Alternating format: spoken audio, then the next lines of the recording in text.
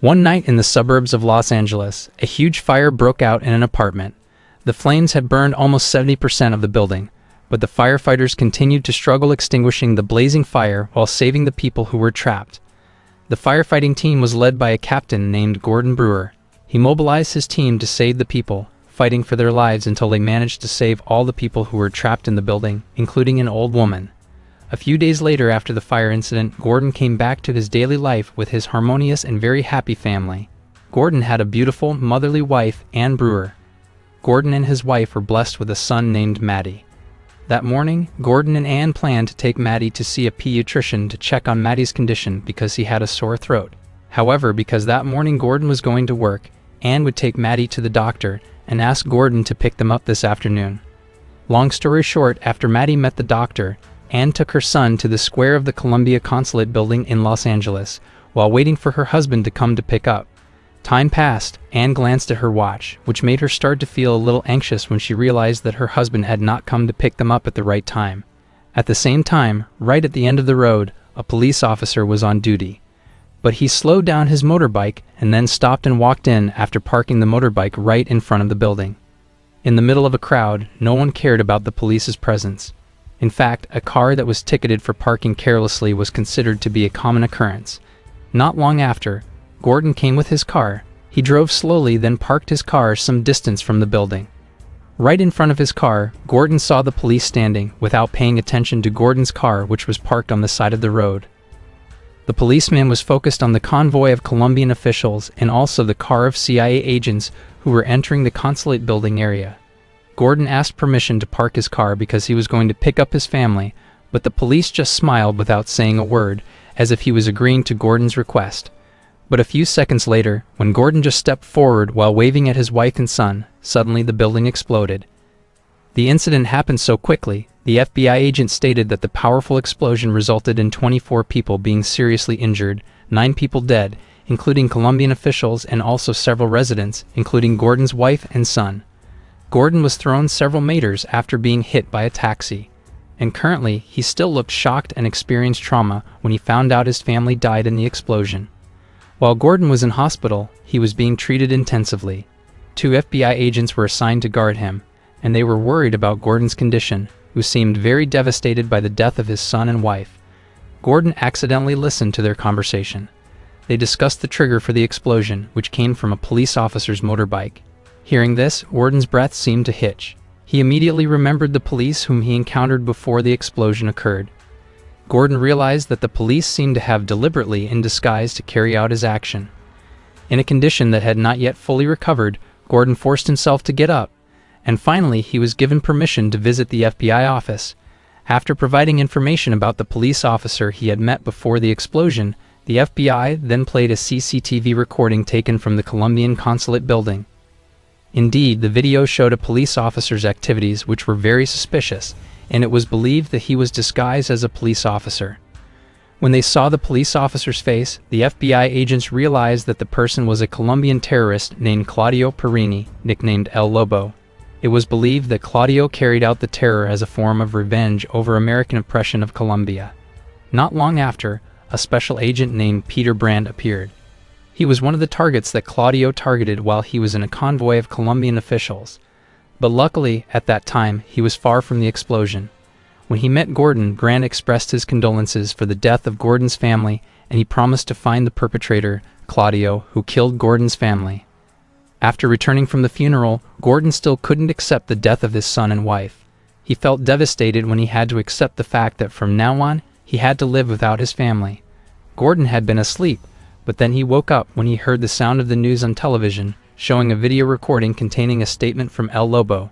He admitted to being the perpetrator of the explosion. In fact, he was also the mastermind behind all the previous explosions, including the explosion in front of the Columbia Consulate building in Los Angeles. Meanwhile, at the Department of State Dulles Annex building, the Supervisory Committee gave a strong reprimand to Peter Brandt, as the special agent, who was considered to be the trigger for war between Colombia and America because of his mission to fight guerrillas in Colombia. For this reason, the Senate Supervisory Committee asked Brandt to immediately stop his mission operations, for the sake of security and peace, and also in stopping El Lobo and his guerrillas' terror against America. Even though he had received warning, Brant did not immediately stop his mission. He actually ordered his men to immediately prepare the plane to launch to Colombia. Not long after, Brant got a call from Gordon. Here, Gordon asked Brant to fulfill his promise and asked about the progress of the search for El Lobo, who killed his wife and son. But how disappointed Gordon was when he heard Brant's statement, which said that for now, justice for his son and wife is not a priority that must be prioritized. This made Gordon fed up, so he planned to come to Colombia, but first he tried to find information about the guerrilla troops led by El Lobo. With the help of an FBI agent and a former military advisor who had previously served in Colombia, Gordon was provided with information about what transportation could take him there, and also a passport was made so that Gordon could be allowed to enter the country. At the same time, Brant finally arrived in Colombia. He was greeted by his military allies and planned a major attack to bring down El Lobo with his guerrilla troops. The next day, Gordon left for Colombia. With a passport and limited information, Gordon was determined to get on a bus that was going to take him to the border. The next morning, Gordon was still asleep on the bus, but suddenly gasped in shock when he saw all the passengers scattering out of the bus. He was curious about what happened, so he asked one of the passengers. The woman told him that ahead there, the guerrillas were stopping and inspecting every vehicle that was going to pass through the border. The bus driver felt responsible, suggesting to all the passengers to hide next to the moving bus, hoping that they could escape inspection. But unfortunately, when they ran into the forest, they're caught up. Luckily, in the end, Gordon was saved after the current dragged him to the upper river, even though he had to give up his bag containing his provisions and passport. Meanwhile, at the station, Brant got news from his subordinates that Gordon was currently on his way to Colombia to find Claudio. Hearing this, Brant was shocked because he was worried about Gordon's safety. Without any experiences, it would be impossible for Gordon to enter or leave Colombia safely. At the same time, in the guerrilla camp, one of Claudio's trusted men, Roman, gave a copy of Gordon's passport, which they found in his bag. Seeing this, Claudio smiled, realizing Gordon's stupidity. He took advantage of the situation to get ransom money by ordering all his guerrillas to focus on capturing Gordon. Meanwhile, by boarding a wooden boat, Gordon arrived at a fishing port. One of the fishermen told him information that there were some local residents who were willing to provide passport-making services. So without waiting any longer, Gordon immediately went to a local market and ignored a watch trader, who realized that Gordon was the person the local police were looking for. That man immediately gave the information to the head of the Colombian police. At the same time, the disguised guerrillas also saw Gordon's whereabouts, and when Gordon accidentally saw a boy was going to be hit by a motorcycle, Gordon tried to help because he remembered his late son and wife. He then tried to stop the commotion. Unfortunately, Gordon didn't realize something.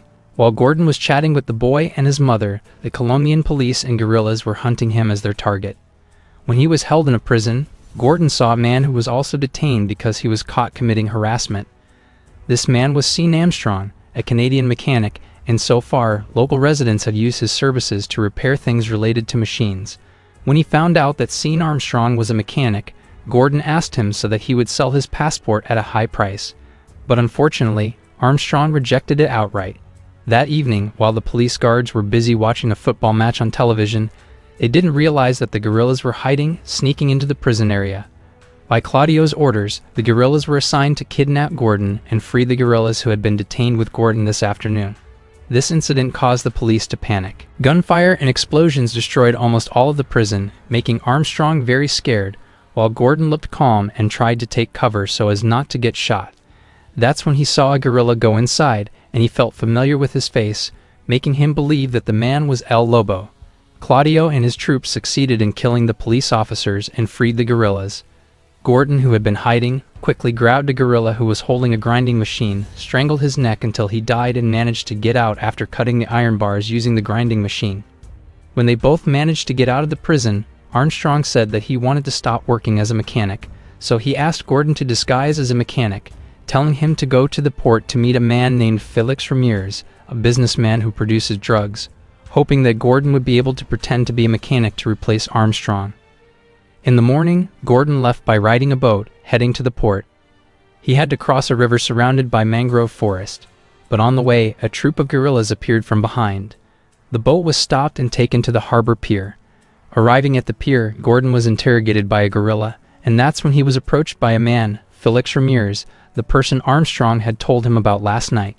Gordon then started pretending to fake his identity. He introduced himself as Hendrik Beckman, the person who was sent as Armstrong's replacement to repair Felix's generator engine. At first, Felix was a little doubtful, but then Gordon said that Armstrong was currently in prison for harassing a policeman's daughter.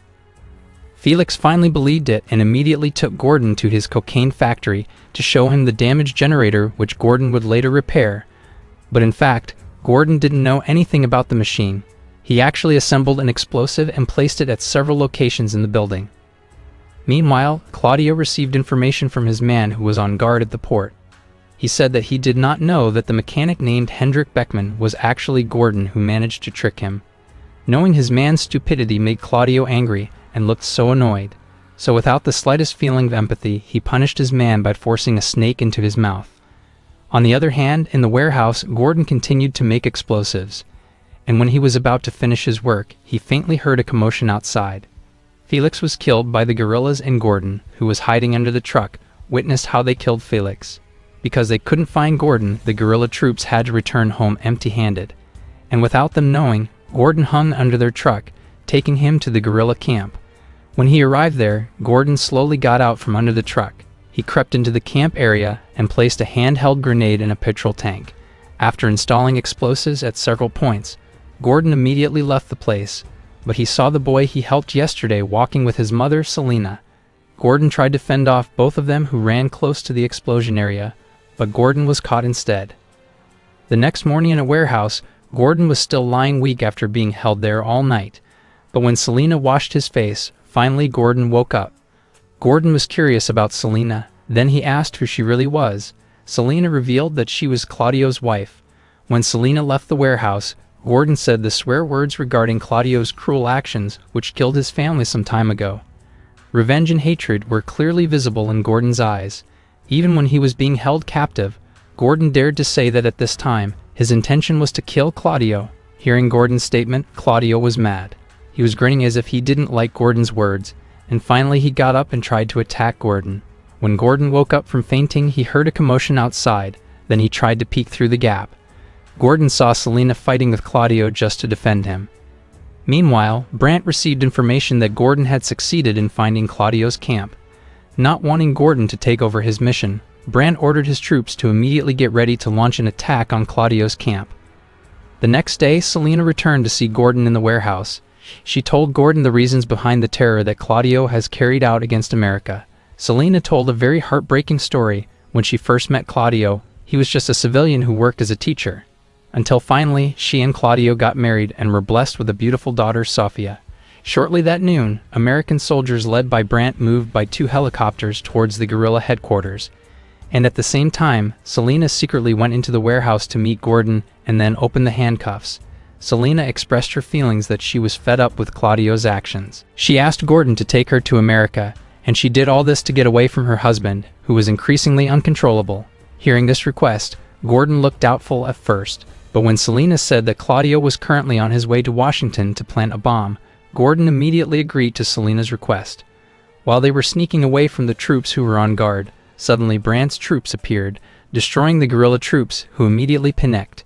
At that time, Gordon took advantage of this critical situation, taking Selena and Morrow quickly to escape from there. Not long after, the guerrilla camp was then bombarded by air missiles dropped by Brant's troops, causing all the guerrilla troops to die. Meanwhile, Gordon and Selena were moving towards the edge of the forest, but they had to stop when Gordon realized that the ground in front of them was embedded with several mines. Gordon was forced to clear the mines first before they passed through it. The mine explosion made some of Brant's troops suspicious, and they rushed towards the explosion. Not long after, Brant appeared and greeted them.